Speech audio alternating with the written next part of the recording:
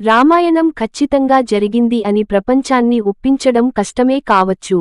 కాని అది జరిగే ఉంటుంది అని భక్తులు నమ్మేలా మన దేశంలోని అణువణువు ఆ కావ్యంతో ముడిపడి ఉంది. శ్రీలంక మొదలుకొని నేపాల్ వరకు రామాయణంతో పేర్కొన్న ప్రాంతాలు కనిపిస్తాయి. అందుకే రామాయణాన్ని పురాణం అనలేదు, ఇతిహాసం అన్నారు. అలా రామాయణంలో పదే పదే ప్రస్తావించబడిన రాజ్యం మిథిల. అదిగో మిథిల. రామాయణం గురించిన ప్రస్తావన వచ్చినప్పుడు అయోధ్య, లంక, రామసేతు, పర్ణశాల వంటి ప్రాంతాల గురించి గుర్తుచేసుకుంటామే కాని మిథిల గురించి అంతగా ఆసక్తి చూపం. ఈ ప్రాంతాలన్నింటిలాగానే మిథిల కూడా ఇప్పటికీ ప్రజల నోట నిలిచి ఉంది. ఒకప్పుడు బీహార్ నుంచి నేపాల్ వరకు ఈ మిథిలా రాజ్యం విస్తరించి ఉందని చెబుతారు. ఈ భాగాన్నంతా ఒక ప్రత్యేక ప్రాంతంగా గుర్తించాలంటూ ఫ్రీ మిథిలా స్టేట్ పేరుతో ఒక ఉద్యమం కూడా జరుగుతోంది. మన సీతమ్మ తల్లి జన్మించింది ఆ మిథిలా రాజ్యంలోనే కదా. జనక్పురి. ఎప్పుడో వేదకాలం నుంచే మిథిలా రాజ్యం ఉండేదని చరిత్రకారులు ఒప్పుకొంటున్నారు. ఈ రాజ్యాన్ని విదేహ రాజ్యం అని కూడా పిలిచేవారట. ఆ పేరు మీదుగానే సీతమ్మకు వైదేహి అన్న పేరు వచ్చింది. అప్పట్లో జనకుడి రాజధానే ఇప్పటి నేపాల్లో ఉన్న జనక్పురి అని ప్రజల నమ్మకం. ఈ జనక్పురిలోని భూమిని దున్నుతుండగానే సీతమ్మ తల్లి కనిపించిందని చెబుతారు.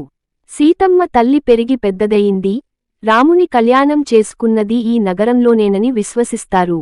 జానకీ మందిర్. సీతాదేవి జన్మించిన ప్రాంతం ఇదేనన్న విషయానికి కాలక్రమేణా ప్రజలు మర్చిపోయారు.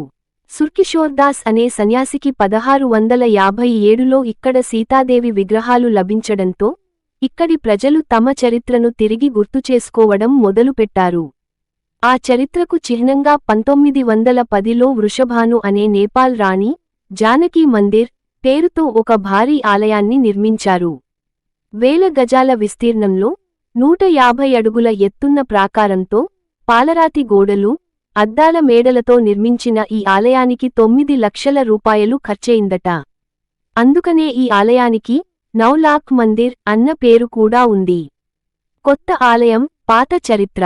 జానకీ మందిర్ నిర్మించిన ప్రాంతంలోనే సీతాదేవి శివధనుస్సుని పూజించిందని చెబుతారు. సీతారాముల కళ్యాణం జరిగింది కూడా ఈ స్థలంలోనే అని భక్తుల నమ్మకం. అందుకనే జానకీ మందిరంలోని నైరుతి దిక్కున పెద్ద వివాహ మండపాన్ని నిర్మించారు. ఏటా మార్గశిర మాసం శుక్ల పంచమి రోజున ఇక్కడ వైభవంగా సీతారామ కళ్యాణం నిర్వహిస్తారు.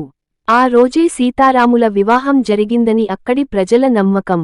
తెలుగువారు శ్రీరామనవమి రోజునే ఆయన కళ్యాణం జరిపేందుకు ఇష్టపడతారు. ఘనంగా ఉత్సవాలు.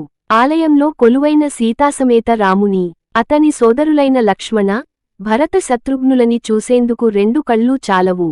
ఇక్కడ కొలువైన సీతారాములని దర్శించి వారి ఆశీస్సులను వేడుకునేందుకు నిత్యం వేలమంది జనం వస్తుంటారు.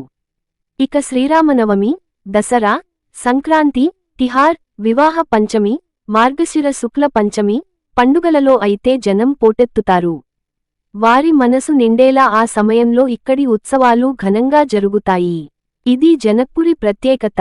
రామాయణంతో ఈ ప్రాంతానికి ఉన్న సంబంధం దృష్ట్యా రామభక్తులు ఈ ప్రాంతాన్ని సందర్శిస్తే తప్ప తమ తీర్థయాత్రలు సంపూర్ణం కావని భావిస్తుంటారు. కొందరైతే ఈ నగరం చుట్టూ ప్రదక్షిణం కూడా చేస్తుంటారు. ఈ జనక్పురికి 18 కిలోమీటర్ల దూరంలో ధనుషధామ్ అనే ప్రాంతం ఉంది. రాముడు విరిచిన శివుని ధనుస్సు ఇక్కడే పడిందని భక్తుల నమ్మకం. అందుకే జనక్పురికి వెళ్లినవారు ధనుషధామ్కు కూడా వెళ్లివస్తుంటారు. ఈ వీడియో మీకు నచ్చినట్లయితే లైక్ చేసి షేర్ చేసి కామెంట్ చేయగలరు. జై శ్రీరామ్.